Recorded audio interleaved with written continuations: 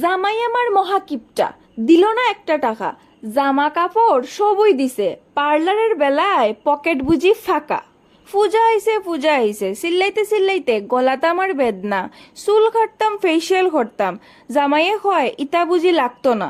জামাইয়ে কয় 100 কথার এক কথা, সাজাগুজা সবই হইল, দেখাইতাই যে খারে।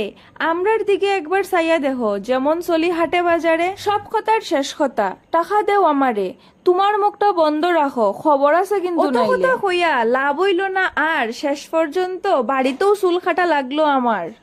সো গাইজ, আমার সঙ্গে যে এই ঘটনাটা ঘটলো তোমরা তো সবই শুনলা। এখন তোমরার সঙ্গেও কি সেম ঘটনা ঘটে নাকি অন্য কিছু ঘটে? তো আমার অবশ্যই কমেন্ট করিয়া জানাইও।